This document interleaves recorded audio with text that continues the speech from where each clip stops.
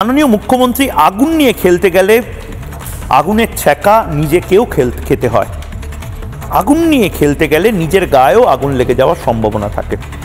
এই যে কথায় কথায় পুশব্যাক করতে দেব না, এই কথায় কথায় বাংলাদেশিদেরকে বাঙালি বলে চালিয়ে দেওয়ার চেষ্টা, এই কথায় কথায় অনুপ্রবেশকারীদেরকে শেল্টার দেওয়ার একটা আয়োজন করে দেওয়া, এগুলো করা ঠিক নয়। এগুলো আগুন নিয়ে খেলা। এমন একটা রাজ্যে বাস করি যে রাজ্যে এই মুহূর্তে অনুপ্রবেশের সমস্যা রয়েছে, যে রাজ্যের পাশেই যে দুটো দেশ অর্থাৎ নেপাল এবং বাংলাদেশ, সেই দুটো দেশে ভয়ঙ্কর রকম অস্থিরতা চলছে। এবং ঠিক সেই সময় মাননীয় মুখ্যমন্ত্রী, যার নিজের রাজ্যে শিলিগুড়ি করিডোর রয়েছে, চিকেন স্নেক রয়েছে, সেই রাজ্যের মুখ্যমন্ত্রী মমতা বন্দ্যোপাধ্যায়ের তো উচিত ছিল বাংলাদেশি ধরো, জেলে পড়ো, খেদাও।